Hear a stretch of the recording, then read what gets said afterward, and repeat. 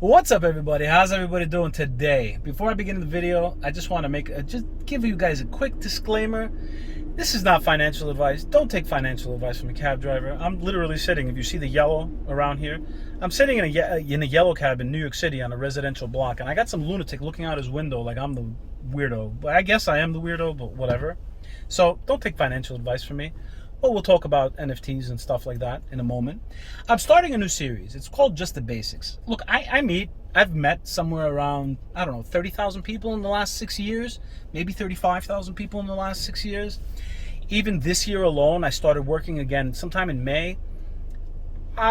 Give or take, I've probably done something like 1,000 rides, so give or take 1,500 people, because it's not just one person. Sometimes it's 2 people, sometimes it's 3 people, sometimes it's 5 people, sometimes it's 4. Anything over that we can't do. But anyway, so I've practiced this quite a bit, believe it or not. And let's just get into the whole point of the video now.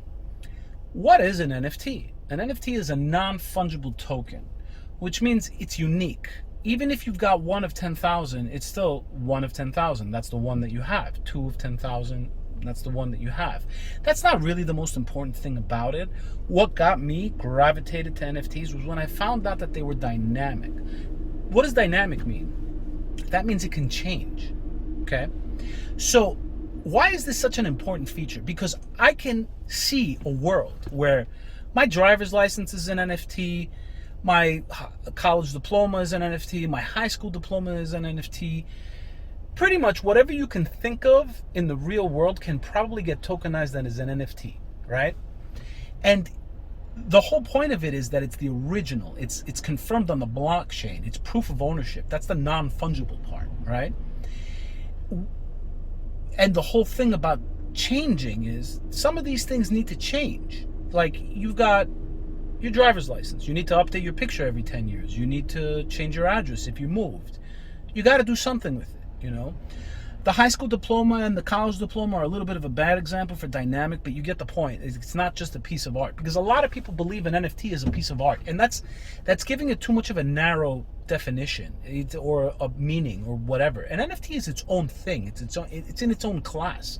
It's going to change, in my opinion, the entire gaming world, and that's a whole different video altogether.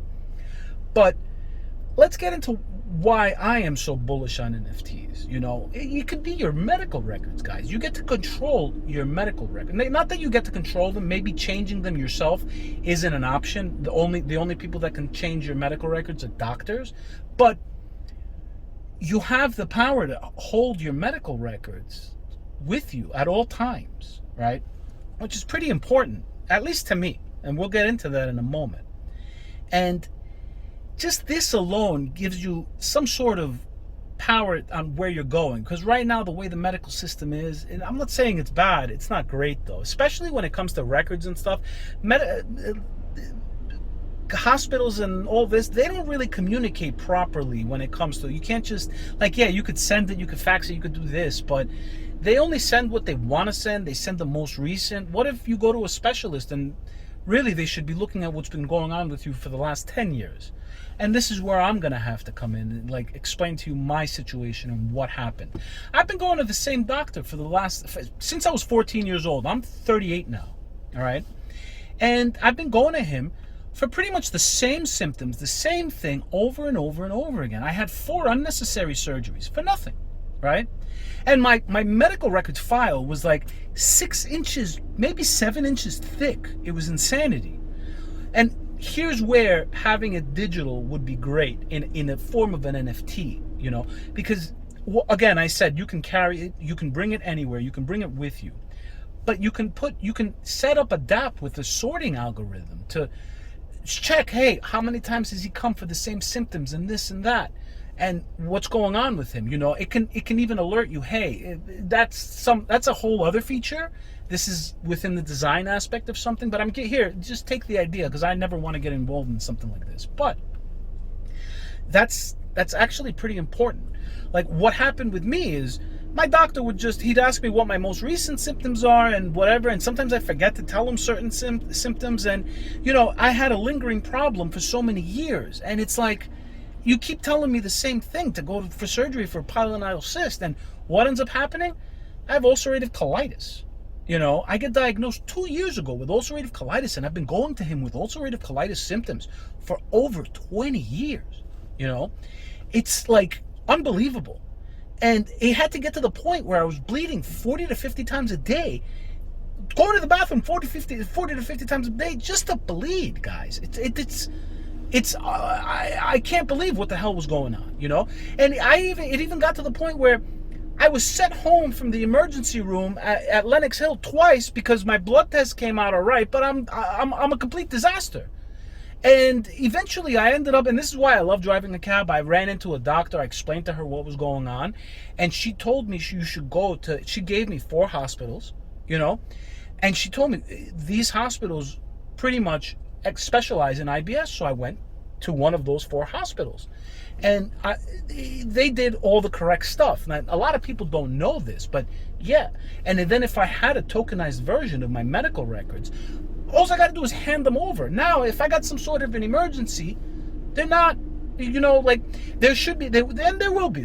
With all these problems that all this stuff has, there will be certain kinds of innovation where people can access something. People that are supposed to access something, if something happens to you, they will be able to access it, you know?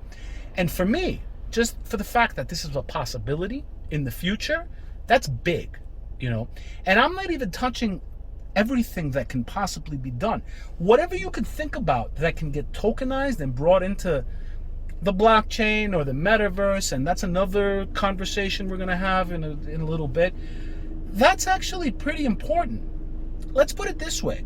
NFTs have changed the landscape of a lot of things. Like, they're creating virtual worlds with virtual property, and they're selling virtual property in the form of an NFT, and there are physical stores around the world that are looking, I'm sorry guys, there's a train out of nowhere, I can't control this, but, and they're looking to create virtual stores, and they're going to tokenize their products where you're buying the tokenized version and you're going to receive the physical version as well.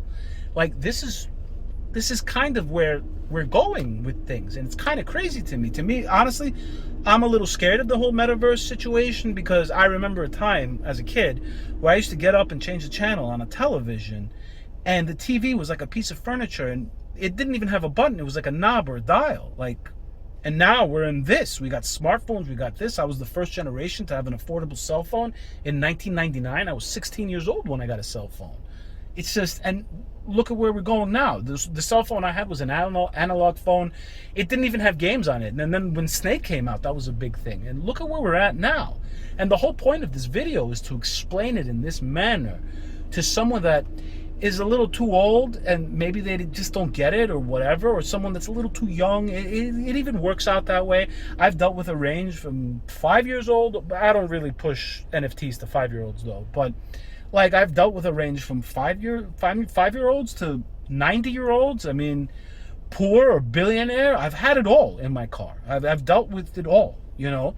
So I have this conversation all the time because I really think that everybody should know what's going on in the crypto world with NFTs, with like all of the, it's amazing in some ways, but the problem is that there's a high barrier. Like, it seems like it's a really high barrier of entry. It's really not, as long as you can understand certain things. And there's a lot of details that I'm leaving out of this video. I just want people to get used to the basics, and that's about it. So guys, if I left you curious or piqued your interest in all this stuff, why don't you do me a favor, subscribe to the channel, give the video a like, share it with somebody that might want to know what an NFT is, and that maybe they get a better view of it. One of the challenges I've had, by the way, is like, I'm explaining it to some people, and they've gotten explained. Like, one lady was telling me her husband was trying to explain to her what an NFT was in 2 hours. And I go to her, do you want me to explain it to you? She goes to me, you think you could explain it to me by the end of this cab ride? And I go to her, give me about 3 blocks. And I succeeded with her. I failed a couple of times. It took me 7 blocks once. I needed a highway ride another time. So, you know, it's just, I just want this recorded so somebody can watch it. They get to hear my whole shtick. Because you know what? I am just a cab driver. I just love this stuff. Yeah, I have a computer science and math degree, by the way. I haven't looked for a job. I really don't want to go corporate right now. I got my own problems, my own health problems, so I'm just chilling right now. And I like driving a cab. I like dealing with people. I all of the above. So, guys, if I've piqued your interest, let me know by subscribing, sharing, do whatever you got to do. I'll talk to everybody later.